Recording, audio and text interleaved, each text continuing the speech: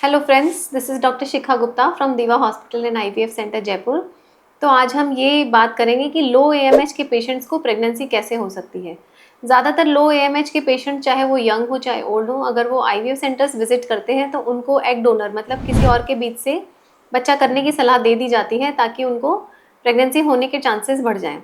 ये बात बिल्कुल सही है कि अगर हम खुद के एग्स की बजाय किसी और के एग से आईवीएफ कराएंगे तो हमारे रिजल्ट डबल क्या 3 to 4 टाइम्स हो जाते हैं। कोई अगर लेडी है 30-32 ईयर्स की और अगर उसका AMH 0.5-0.7 है तो उसका खुद के बीच से कंसीव होने का चांस अगर 25% है, तो वहीं अगर वो किसी एग डोनर के एग से IVF करवाती है तो वही चांस बढ़ के 70% तक चला जाता है। तो ऑलमोस्ट वो 3 टाइम्स हो गया। इसका मतलब ये नहीं है कि अगर पेशेंट की पॉसिबिलिटी 20 से 25% है या इवन 15% है तो उसे खुद के एग से IVF ट्राई नहीं करना चाहिए। हाँ, पर डेफिनेटली पेशेंट जो है वो एक रिसर्च ऑब्जेक्ट बन जाता है जिस पे बहुत सारे ट्रायल्स करे जाते हैं कि ये करके देख लेते हैं, इससे नहीं हो तो वो करके देख लेते हैं, वो नहीं हो तो तीसरा करके देख लेते हैं। पर लेकिन अगर हम 10 पेशेंट्स में लो AMH वालों में खुद के एग से IVF या इवन सिंपल ट्रीटमेंट ट्राई करते हैं तो 3 to 4 पेशेंट्स तो कंसीव हो जाते हैं। तो मतलब एज अ फर्टिलिटी स्पेशलिस्ट मुझे ये इतना नॉन कन्विंसिंग नहीं लगता है कि हमें उसके खुद के एग से ट्राई ही नहीं करना चाहिए। तो जब भी इस तरह का पेशेंट हमारे पास आता है तो हमारे दिमाग में क्या क्या चीज़ें होती हैं। लो AMH का पेशेंट रिपोर्ट लेके आ गया कि मैम ये लो AMH कम है और हमें IVF की सलाह दी गई है, अब बताइए हम क्या करें। तो जब पेशेंट आता है तो मेरा जो कंसर्न होता है ट्रीटमेंट स्टार्ट करने के पहले, एक तो मैं AMH के अलावा दूसरे फैक्टर्स देख लेती हूँ कि कहीं पेशेंट का यूट्राइन फैक्टर या मेल फैक्टर हस्बैंड के रिपोर्ट्स उसमें भी कहीं साथ में एबनॉर्मैलिटी तो नहीं है।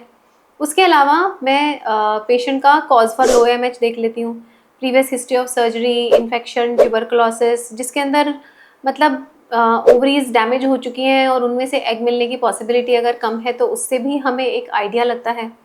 तीसरा होता है हम सोनोग्राफी करके देखते हैं तो ओवरीज का वॉल्यूम मेरी प्रैक्टिस में मुझे नहीं पता, इसके इससे रिलेटेड कोई रेफरेंसेस नहीं है, बट लेकिन आई हैव सीन कि पेशेंट्स जिनका AMH कम है पर अगर उनकी ओवरीज का वॉल्यूम अच्छा है तो बहुत बार इस तरह के पेशेंट्स कई बार सिंपल ट्रीटमेंट या IUI से कंसीव हो जाते हैं।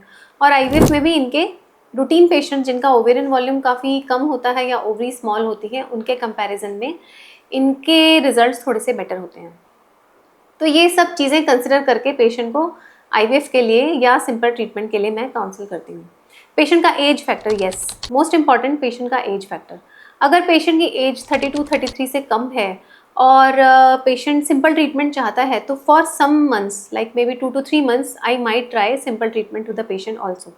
अभी मेरा एक पेशेंट है जिसका मैं नाम नहीं लूँगी, पर पेशेंट 37 ईयर्स की है और उसका AMH सिर्फ 0.2 था, जो मेरे ट्रीटमेंट से सेकेंड साइकिल में ही कंसीव हो गई।